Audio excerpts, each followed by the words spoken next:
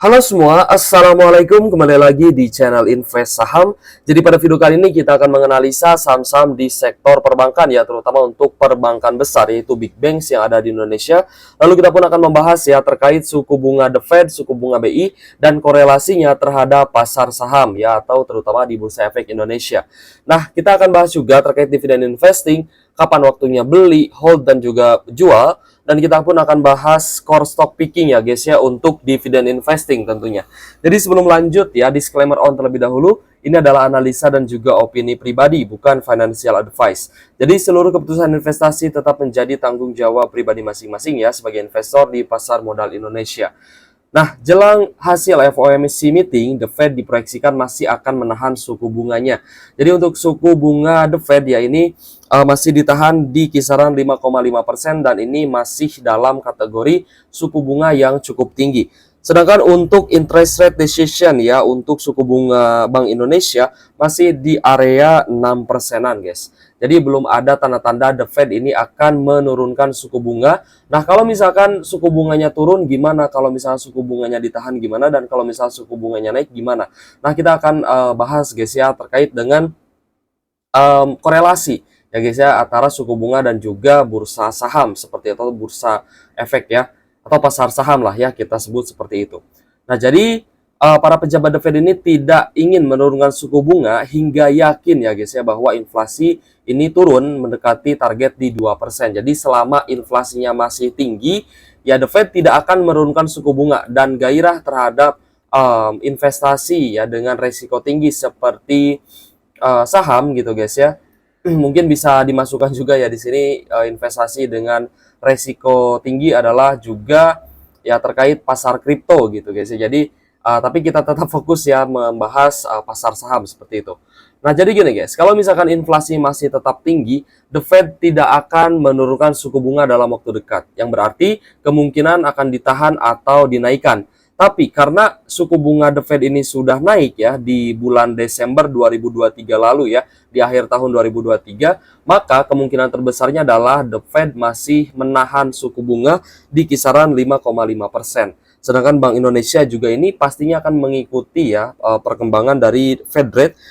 Untuk Bank Indonesia juga menahan suku bunganya di angka 6%-an. Nah, jadi potensi kedepannya sebenarnya ada potensi The Fed ini bisa menurunkan suku bunga, dan ketika suku bunganya turun, ini akan membuat pasar saham lebih bergairah lagi.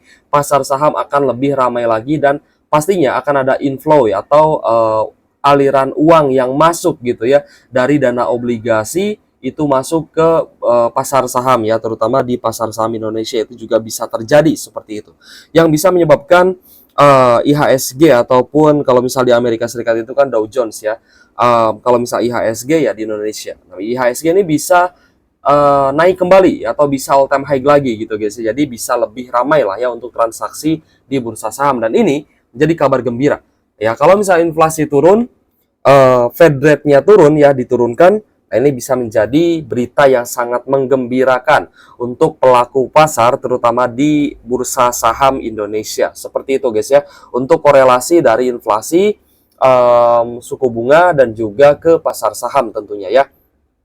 Kalau misalkan suku bunganya naik ya, karena inflasinya naik ya, suku bunga misalkan dinaikkan seperti kemarin, itu imbal hasil obligasi akan semakin tinggi. Sehingga para investor besar akan mengalihkan dana mereka dari pasar saham ya, dari investasi beresiko tinggi termasuk saham, itu akan dialihkan guys. Jadi akan ada outflow ya, akan dialihkan ke obligasi negara gitu ya. Karena imbal hasil bunga obligasinya tinggi. Jadi mereka berpikir seperti ini. Untuk apa saya investasi di market saham ya yang resikonya tinggi, misalkan mencari 7%, kalau misalnya saya bisa dapat imbal hasil segitu di obligasi negara yang dijamin oleh negara, dan ibaratnya lebih aman gitu guys ya dari fluktuasi market seperti itu. Jadi seperti itu guys ya korelasinya antara inflasi, suku bunga The Fed, dan juga pasar saham. Nah, jadi kedepannya gimana nih? Kedepannya semoga saja inflasinya turun ya, dan semoga The Fed ini kembali menurunkan suku bunga agar pasar saham kembali bergejolak ya, kembali bergairah lagi. Kalau misalkan pasar sahamnya kembali bergairah, wah pastinya banyak sekali saham-saham yang akan naik tinggi ya, terutama saham-saham perbankan, lalu saham-saham sektor properti, saham pembiayaan ya, atau finance gitu guys ya, dan juga saham-saham di sektor otomotif seperti itu ya. Jadi ini sebenarnya akan sangat menarik ya untuk kita bisa memantau perkembangan dari suku bunga ini. Nah, kita akan bahas guys ya saham-saham di sektor perbankan besar atau big banks. Ini sebenarnya sempat kita bahas ya di beberapa minggu ke belakang ya, sebelum, kalau nggak salah sebelum kumdet ya, kumulatif debt dividend gitu guys ya. Dan kita melihat untuk saham BBRI hari ini mengalami kenaikan 1,67% setelah di beberapa waktu yang lalu sempat turun guys ya. Jadi ada reversal ya. Jadi saham Bank BRI bisa bangkit lagi pasca pembagian dividen seperti itu. Nah, untuk kumdetnya di tanggal 13 Maret dan ex-date di tanggal 14 Maret 2024. Biasanya kalau misalkan ex-date ini akan longsor ya guys, biasanya sesuai dengan dividen yield yang dibagikan oleh perusahaan tersebut, oleh saham tersebut. Untuk dividen BBRI di angka Rp235 per lembar saham ya, tanggal kumdetnya di 13 Maret. Masih ada teman-teman mungkin ya yang pemula yang masih bertanya, Kak, kalau misalkan di tanggal sekian saya beli, masihkah dapat dividen atau tidak? Nah, teman-teman, untuk tanggal terakhir pembelian saham, kalau misal teman-teman ingin dapat dividen adalah di tanggal kumdet atau kumulatif date. Ini adalah hari terakhir teman-teman bisa membeli saham untuk dapat dividen. Tapi biasanya di kumdet itu harga sahamnya udah terlampau naik ya guys ya. Jadi ada kemungkinan turun di ex-date sesuai dengan dividen yieldnya. Nah, kita akan coba lihat guys ya, Bank BRI ini sempat naik ke 6.400, lalu ada turun guys ya di ex-date, dan sempat turun juga ya pas ke ex-date ini sempat turun ke level di bawah 6.000, lalu ada bangkit lagi ya, ada bullish lagi atau bullish reversal lah ya. Teman-teman bisa lihat dari chartnya di sini. Nah, di tanggal 14 Maret ya ini ada turun sekitar 3,91% ya. Ini adalah di tanggal ex-date dividen guys. Lalu di tanggal 15 Maret ya, satu hari setelah ex-date, ini ada penurunan kembali 2,85%. Yang berarti teman-teman ya sudah tergerus ya guys ya, dari keuntungan 33,44% ini sudah tergerus oleh dividen yang dividen yieldnya ini 5%. Untuk dividen yield ya, kembali lagi saya tekankan, dividen yield itu berbeda-beda, tergantung harga di mana teman-teman beli. Misalkan teman-teman yang beli di area 4.800, 4.900, bahkan di 5.000 ya, 5.100, 5.200, dividen yieldnya akan berbeda dengan teman-teman yang beli di area 6.000-an. Lebih besar dividen yield yang teman-teman yang beli di area murah dibandingkan kalian yang beli di area tinggi gitu guys, atau di harga mahal seperti itu.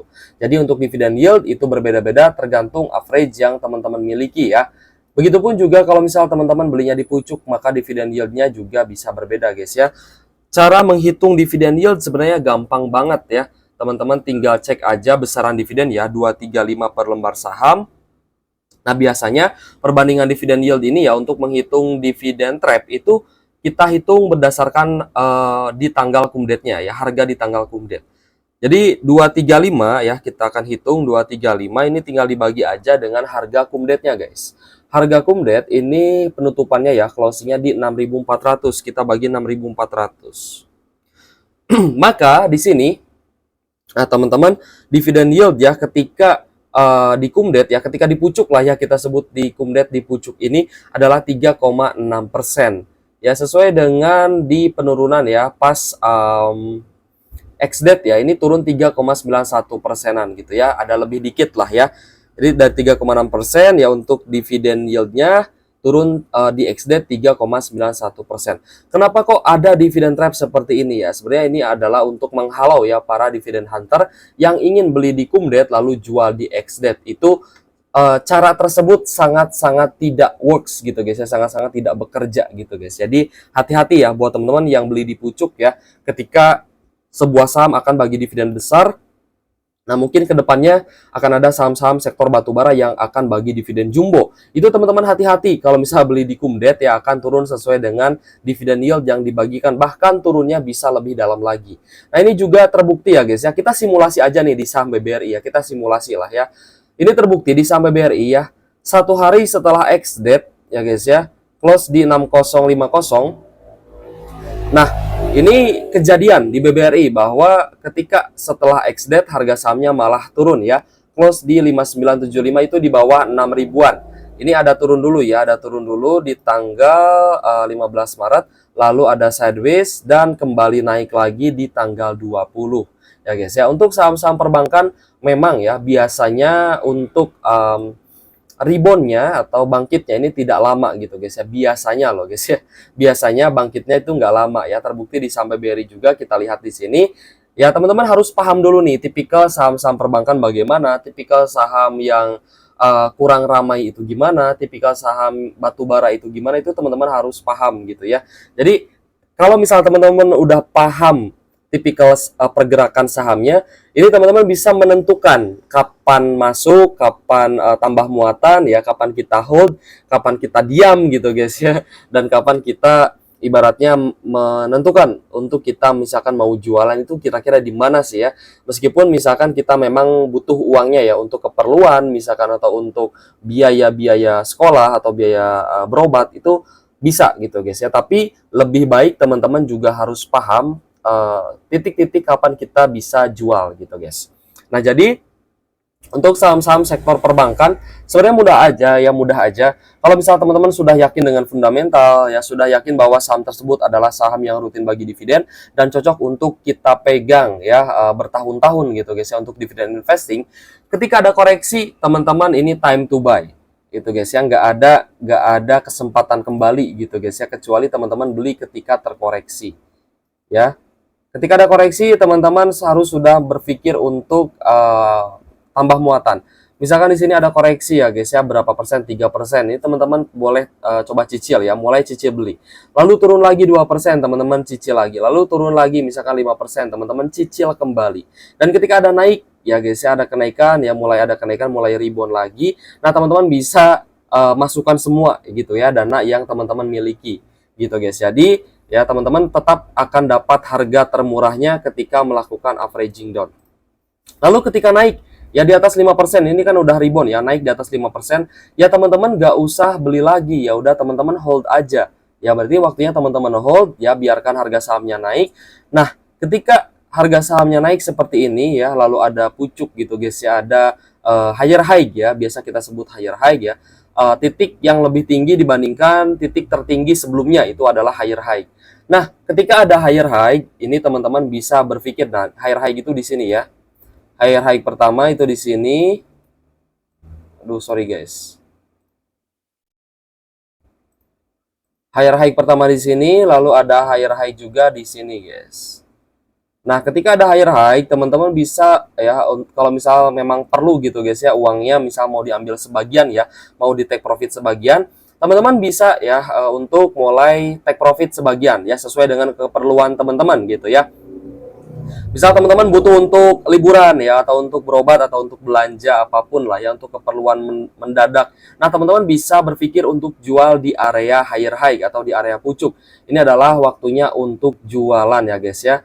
Kita coba ganti warnanya ke warna hijau lah ya. Nah, untuk area hijau ini teman-teman bisa ya untuk berpikir untuk take profit seperti itu. Jangan kebalik guys, jangan teman-teman kalau misalkan turun ini jualan, take profit sebagian misalkan ya, tapi pas misalkan naik ya teman-teman malah beli. Wah, itu saya rasa nggak bagus gitu guys ya untuk kedepannya, untuk investasi teman-teman. Nah, lalu ketika ada koreksi kembali setelah ex-date ini, teman-teman bisa berpikir untuk melakukan tambah muatan ketika harga sahamnya ini dia sideways gitu guys ya. Ketika turun lalu sideways, nah teman-teman bisa beli. Tapi kalau misalkan turun lagi gitu, nah itu teman-teman tunggu dulu sampai ada turun lalu sideways. Nah, itu baru teman-teman bisa beli gitu guys ya di area koreksi seperti itu. Ya, semoga dapat dipahami guys ya, dan ini bisa diterapkan juga di saham-saham perbankan lainnya. Mungkin teman-teman ada yang punya BBCA ya guys ya. BBCA juga kita lihat ya kemarin sempat turun dan hari ini sebenarnya sempat naik, mulai naik lagi guys ya. Mulai sideways sih sebenarnya, lebih tepatnya mulai sideways ya. Ya, sempat turun ya di bawah 10.100, ini mulai ada kenaikan ya di hari kemarin ya, di 1 minggu terakhir, tapi saya cenderung sideways aja untuk BBCA. Kita cek untuk tanggal cum date-nya di tanggal 22, lalu ex date di tanggal 25 guys. Jadi belum ada ex date nih ya. Kemungkinan Bank BCA juga ada potensi turun ya. Lalu kita cek juga Bank Mandiri. Untuk Bank Mandiri ini mulai sideways kembali, tapi memang sudah turun ya. Hari ini turun 3%. Untuk Bank Mandiri ternyata hari ini adalah ex date ya. Hari ini tanggal 20 ternyata ex date dividen. Jadi wajar ya harga sahamnya turun 3%-an guys ya. Turun 3%-an ya, sesuai dengan dividen yieldnya. Kita akan lihat besok apakah Bank Mandiri ini akan turun terus ya, apakah akan bangkit lagi atau akan bangkit lagi seperti itu. Kita cek juga untuk BBNI hari ini ya guys ya. Hari ini sebenarnya ada naik ya, hari ini ada kenaikan 0,43%. Tapi memang di satu bulan ya teman-teman bisa perhatikan ini sempat menyentuh area tertinggi di 6.200, lalu turun ya sampai di 5.800 dan sebenarnya mulai bangkit lagi. Ya, ini ada ex date dividen lalu mulai naik kembali ya, sama seperti Bank BRI. Tidak jauh berbeda gitu guys ya dengan Bank BRI. Nah, kita lihat Bank BNI, dividennya 280 per lembar saham, lalu cum date tanggal 14 Maret, ex date-nya tanggal 15 Maret guys ya. Kita nggak akan buka chart semua perbankan, tapi semoga dapat dipahami guys ya bahwa kriteria ya, atau tipikal pergerakan saham perbankan ini sebenarnya tidak jauh berbeda dengan Bank BRI gitu guys. Jadi sudah kita jelaskan guys ya, titik belinya yaitu ketika terkoreksi. Nah, kalau misal teman-teman mau jualan ya usahakan di area pucuk gitu guys ya, atau di area higher low, dan ketika ada koreksi lagi teman-teman bisa tambah muatan lagi ya di area sini. Kalau misal teman-teman memang memiliki cash lebih ya untuk tambah muatan, ya boleh-boleh aja tambah muatan. Tapi kalau misalkan uangnya mau dipakai buat lebaran gitu guys, mau dipakai buat kasih ke orang tua ataupun ke sanak saudara, ya udah teman-teman take profit aja, nggak usah tambah muatan. Atau misalkan teman-teman gajinya mau dipakai lebaran juga nggak masalah, nggak tambah muatan di sini nggak masalah gitu guys ya. Fleksibel lah ya seperti itu. Nah, jadi kita sudah bahas guys ya korelasi antara suku bunga acuan, lalu inflasi dan juga terhadap ya efeknya terhadap pasar saham. Nah, ini semoga ya ke depannya The Fed bisa menurunkan suku bunga sehingga pasar saham bisa kembali bergairah dan akan banyak sekali saham-saham yang diuntungkan dan juga bisa mengalami kenaikan seperti itu. Kita sudah bahas ini guys ya. Nah, untuk hold saham seperti ini guys. Kalau misal teman-teman ya, saham teman-teman misalkan ya, kita ambil BRI lagi lah ya. Misalkan gini, teman-teman udah punya ya di harga 4.200, udah beli di 4.800 untuk Bank BRI, teman-teman beli lagi di 5.100, lalu beli lagi di 5.000. Nah, teman-teman misalkan udah all ini di 5.000. Nah, tiba-tiba teman-teman ini tanggal gajian, misalkan ya, tanggal gajian di tanggal 12 ya. Nah, teman-teman ingin masuk lagi di saham BRI. Ada target, misalkan teman-teman saya tidak ingin beli Bank BRI ketika Bank BRI ini menyentuh di atas 5.500.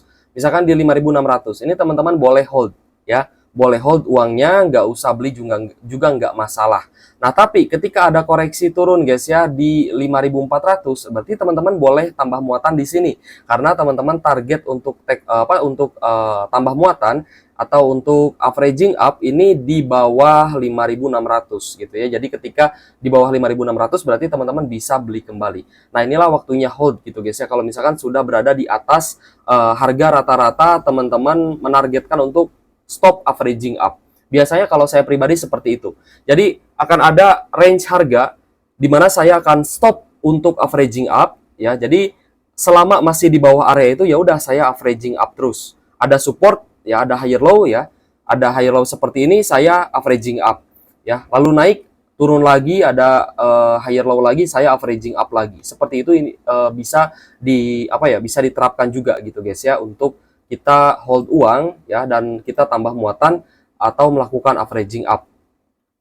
Nah, jadi untuk dividend investing ini saya nilai adalah cara paling santai dalam melakukan investasi. Kita hanya perlu menganalisa sekali guys ya, saham apa yang akan kita investasikan untuk dividen investing, untuk investasi jangka panjang, dan kita hanya ambil cuan dari dividen dan biarkan harganya naik terus gitu guys ya.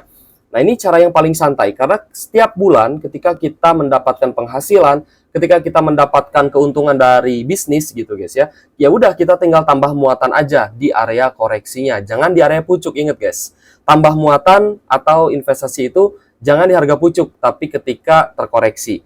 Kak, kalau sahamnya naik gimana? Apakah kita tidak boleh beli? Ya sebenarnya nggak boleh gitu guys ya, sebenarnya nggak boleh gitu ya, karena itu akan meningkatkan average yang kita miliki. Nah, berarti ya, anggap aja teman-teman uang di RDN itu anggap aja sebagai dana darurat gitu guys ya. Misalkan teman-teman menyisihkan tiap 1 bulan itu 1 juta atau 2 juta. Tapi saham yang ingin teman-teman dividen investing itu harganya sedang naik ya, harganya sedang dipucuk. Ya udah, uang teman-teman disimpan aja di RDN gitu guys ya. Atau misal teman-teman lagi lihat saham lain ya, saham bagus yang lagi turun, nah boleh diinvestasikan, boleh didiversifikasikan. Tapi sebenarnya nggak ada salahnya juga teman-teman simpan uangnya di RDN untuk dana darurat gitu guys ya, karena kan kalau misal kita simpan di RDN sebenarnya sama seperti kita simpan di bank gitu guys ya, jadi bisa kita tarik, bisa kita gunakan juga untuk membeli saham yang lainnya seperti itu. Itu adalah cara saya menghold uang gitu guys ya. Jadi ketika nanti misalkan ada tiba-tiba ya ada penurunan, tiba-tiba ada krisis, tiba-tiba ada koreksi yang dalam, nah saya punya uang untuk membeli saham karena saya sudah menyisihkan gitu guys ya dari pendapatan saya untuk saya membeli saham di harga murah. Jadi belilah saham di harga murah, bukan beli saham di harga pucuk ya guys ya.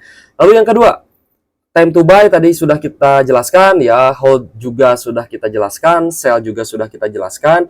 Nah, ini tentunya kita selalu memanfaatkan kondisi pasar. Apakah marketnya sedang bagus, apakah marketnya sedang turun, ya, apakah IHSG sedang naik atau turun. Nah, ini kita bisa memanfaatkan kondisi pasar seperti ini. Kalau misalkan sedang uptrend, ya kita belinya di area higher low, ya. Kalau misalkan marketnya sedang turun, ya udah kita tunggu dia turun gitu ya, kita tunggu sahamnya turun. Setelah ada konsolidasi, baru kita beli di area supportnya seperti itu. Lalu yang ketiga ya terkait core stock ya untuk stock picking ya guys ya.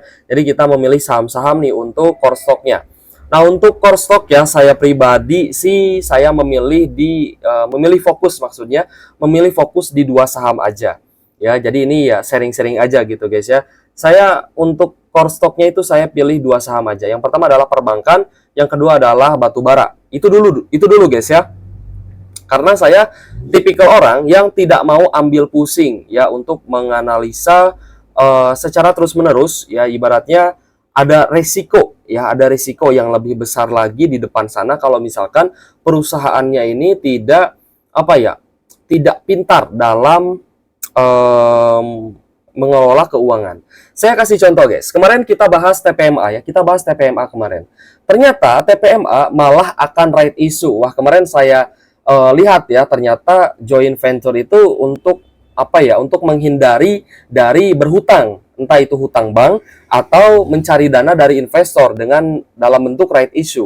Nah, ternyata saham TPMA ini malah akan right issue dengan potensi saham terdelusi yang cukup besar, yaitu sekitar 30%. Nah, makanya hari ini kalau misalnya teman-teman cek saham TPMA, itu harga saham TPMA-nya turun gitu guys ya. Harga sahamnya turun dan berpotensi akan downtrend seperti itu. Jadi ini adalah resiko-resiko yang sebenarnya perlu kita hindari. Makanya kita perlu core stock. Ingat guys, kita perlu memilih core stock ya guys ya. Memilih core stock ini sangat penting. Yaitu saham-saham yang kuat ya, yang ibaratnya terbukti bisa bertahan ya dari gempuran-gempuran krisis ya guys ya. Ya ada beberapa lah ya saham-saham yang tahan gempuran. Salah satunya adalah saham-saham big banks gitu. Ini kan ketika ada krisis ya COVID-19 ya, meskipun harga sahamnya turun tapi operasionalnya masih bisa bertahan ya. Saham-saham big banks juga kita lihat ya tidak ada right issue ya. Saham Astra International lah, saya kasih contoh lah ya. Saham ASII jarang sekali right issue, jarang sekali ambil pinjaman bunga, perbankan maksudnya pinjaman bank gitu guys ya. Nah, itu berarti kan menandakan bahwa perusahaan itu yang pertama mampu menghasilkan laba ya untuk operasional, untuk capex. Yang kedua mampu bagi dividen dari laba bersihnya. Yang ketiga adalah tidak membebani investor seperti itu guys ya. Nah, jadi untuk analisa saham TPMA mungkin nanti akan saya update kembali guys ya, karena yang kemarin kita anggap saham TPMA itu tidak akan berhutang, wah ternyata ini malah right issue gitu guys. Jadi ibaratnya kayak gini lah, dividennya sudah dibagikan ya kepada para investor, tapi ibaratnya ditagih lagi gitu guys. Jadi ya sama aja bohong gitu guys, ya, tetap ada resiko ya, tetap ada resiko. Nah, untuk memilih core stock ya, saya kalau di sini ya, saya memilih 2 core stock aja gitu guys ya. Saya memilih 2 core stock, 2 saham gitu ya untuk core stock saya. Yang pertama adalah perbankan, yang kedua adalah batubara. Dan saya tetap menyesuaikan dengan modal investasi saya gitu guys ya. Nah, teman-teman juga harus ya guys ya, sesuaikan dengan modal investasi teman-teman. Ingat guys, modal investasi ini bukan modal untuk averaging down. Ini beda ya. Modal averaging down. Ini beda. Contohnya gini, tapi ada korelasinya juga. Misalkan kalau misalkan modal investasi, ini misal teman-teman punya modal di awal entah itu 10 juta, 20 juta, 100 juta, 200 juta. Nah, itu kita kategorikan modal awal ya guys, ya modal awal investasi. Nah, ini harus disesuaikan juga dengan modal untuk kita averaging down. Misalkan 1 bulan kita hanya bisa menyisihkan 1 juta atau 2 juta ya per bulan untuk melakukan tambah muatan atau averaging down, tambah lot ya atau tambah muatan. Nah, berarti kalau misalkan dana kita terbatas untuk melakukan tambah muatan ya tambah lot hanya 1 juta per bulan, berarti kita sebenarnya tidak usah memaksakan beli saham yang nominalnya besar seperti ITMG, lalu UNTR. Itu sebenarnya agak sedikit susah nanti ya untuk kita melakukan averaging down atau tambah muatan. Ya, kira-kira seperti itu guys ya.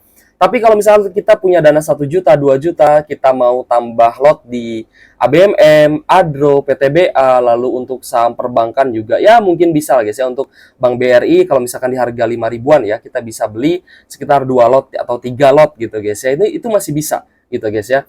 Tapi kalau misalkan berbicara saham yang nominalnya besar, misalnya seperti Gudang Garam, lalu UNTR, ITMG, wah itu perlu modal yang lebih besar lagi. Mungkin kalau misal teman-teman membeli saham ITMG hanya bisa averaging down ya mungkin 2 bulan sekali atau 3 bulan sekali guys ya. Kalau misalkan hanya bisa menyisihkan dana 1 atau 2 juta aja, seperti itu. Jadi tetap ya sesuaikan dengan modalnya dan juga modal averaging down-nya juga harus dilihat juga gitu guys ya. Jadi untuk core stock saya fokus di 2 saham untuk dividend investing ya. 2 saham dividend investing agar kedepannya saya tidak tidak terlalu ini guys, tidak terlalu terbebani lah ya. Saya lebih fokus untuk menambah lot dan dapat dividen lebih tinggi dibandingkan saya terlalu banyak diversifikasi gitu guys ya.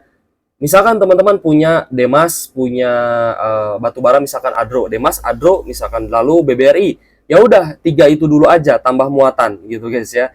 3 itu dulu aja tambah muatan. Nah, semakin banyak teman-teman tambah lot, sebenarnya nanti dividennya juga akan semakin tinggi. Seperti itu guys ya, semoga dipahami dan semoga video ini bermanfaat buat teman-teman. Thank you for watching, see you on the next video. Wassalamualaikum warahmatullahi wabarakatuh.